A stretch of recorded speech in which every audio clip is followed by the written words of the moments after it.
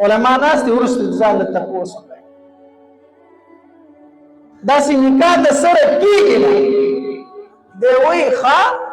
زما په کور کې وراره دی زه به یې ګله ورکوم که دا ځمکې له ځي که اسمان نه ځي ما وراره ته ویلې ده هغه وایي ورور مې دی نه یې کومه دی وایي دا به ستا خوښ وي که دا به زما خوښ وي دا جهالت دی ښه دا څه دی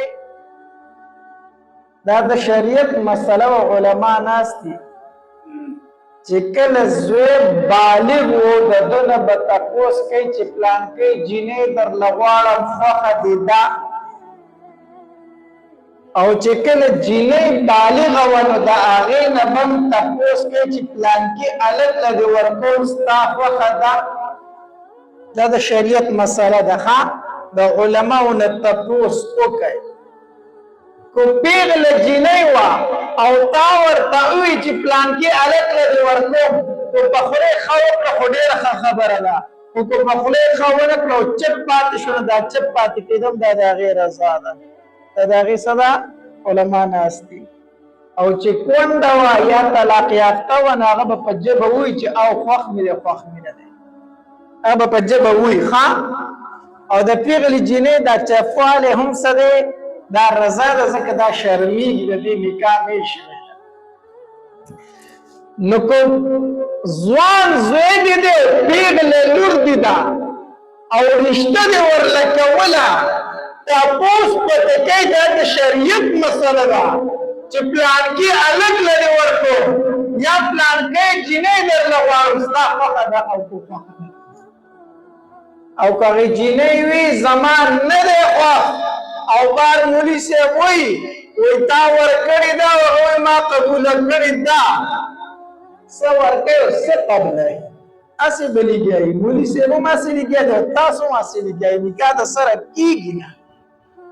چې کله هلک انکار کو چې زه دا نکاح نه کوم او جینۍ انکار کو چې زه دا نه کومه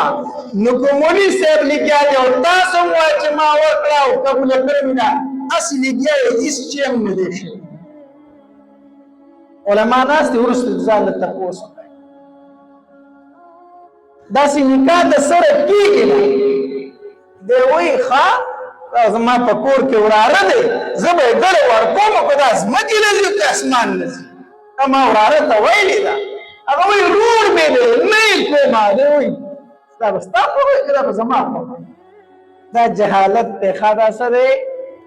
دا جهالت دی دا مې خورهي ته ویلې ده دا مې وراره ته ویلې ده او دا به زه پلانکي له کومه او دا به زه پلانکي له کومه او هغه وایي زه یې نه کومه نه یم پرې رضا نه یم پرې خوشحاله نو سبا د شلو مسلو سره بیا مخامخ مونږ یو کړی دا چې ښایسته بیانات اورېدلو دپاره زموږ یوټیوب چینل واجد اسلامیک سټوډیو سبسکرایب کړئ په دې به تاسو ته انشاءالله العزیز ښایسته واقعګانې او بیانات میلاویږي او د ګنټې د نشان در سره کلک کړئ تاسو ته آینده نوې نوې ویډیوګانې مخې ته راځي او د خپلو ملګرو سره لازم د ثواب په نیت باندې شریکه کړئ او په کمنټ کې ماشاءالله سبحان الله لازم ولیکئ ډېره مننه والسلام